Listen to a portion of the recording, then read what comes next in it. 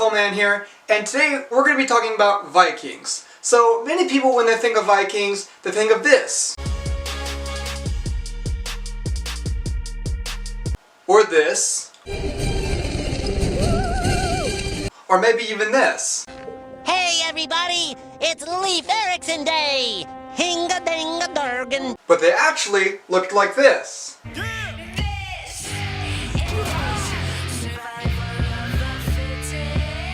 Now, before we really start discussing, how vicious and ruthless they were, we needed to understand, who and where they came from, and how they all started. History defines Vikings as the people who lived in northern Scandinavia and the northern Atlantic countries settlements, such as like Norway, Sweden, and Denmark. And the Viking Age really started in 793 to about 1066. And these people had one of the largest impacts on European society because of the trade and the Viking raids. Right? And on the other hand, many people wouldn't want to call themselves Vikings because in the Norse translations, Vikinger or Vikingre. Wait, no, that's not right. Let's see.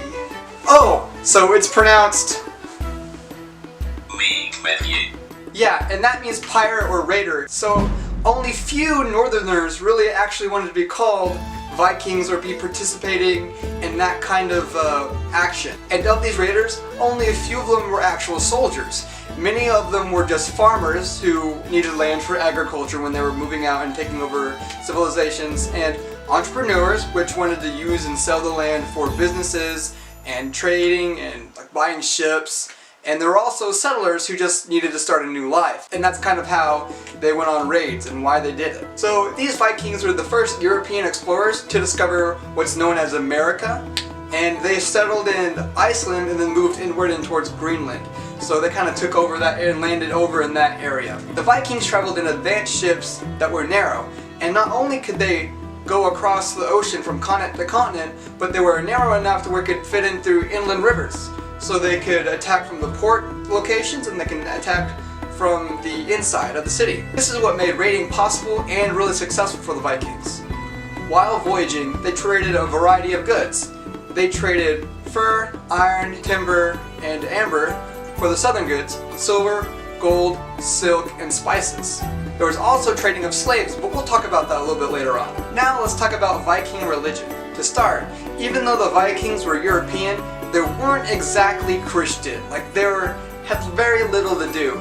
The only really thing that they interacted with Christianity was through trades. So if they wanted to trade to a Christian, they would sometimes wear a cross around the neck to kind of show, hey, we're buddies, I can trade with you. Because mainly during this time, Christians wouldn't trade with Arabic or other countries like that. So if the Vikings could trade with them by pretending to be Christian, then they would. So they could take off the cross and go back home and worship Thor if they wanted to. And the only reason why they could do this was because since they weren't baptized, they could participate in both religions. So the Norse Vikings really practiced polytheism, which is meaning from the Greek root words poly meaning many, and theism with the Greek word meaning God. The most famous of the gods that they worshipped was Odin, the main ruler of the gods, Thor, kind of the protector of the gods and the people, and Loki, which was like a half-giant trickster that was always trying to wreak havoc among the gods. And over time, missionaries came and there was more Christian influence and exposure to the people. And even when a Swedish or Danish king became a Christian, he kind of pronounced the Vikings as being Christian, but that wasn't necessarily true because the Vikings some of course accepted it, but some really just went off and practiced their own gods anyway. They didn't really care about what the king had told them that they were. And so now we're going to talk about minorities and the class system. Like every other culture, the Vikings had a kind of hierarchy of the classes of people. So to start off, we have Earls. Not this Earl or, that Earl, but these people were at the top of the top. Like they made all the decisions, they were chieftains, they were normally war heroes and really respected amongst the community, and everybody loved them for the most part. So in the next class system, we have free men and women. And these people were everyday people. There's the farmers that I've been talking about, the local tradesmen that lived in the town, and they have craftsmen, which made tools, and you had home builders and roof builders and stuff like that. Those are the kind of free people, and those were kind of their jobs and occupations. And last but not least, we have slaves. the main purposes for slaves were the farming and the monetary value through trading. So a lot of times slaves were acquired through birth. Of course, some people were born in slavery. Many slaves were captured while they were raiding villages and bringing people on, taking captives. And the third group of slaves were people that went bankrupt, and so they sold their freedom for their life. So many times if you would go into debt, you couldn't pay the debt, you had to go into slavery for that person. Now we're going to talk about food and climate.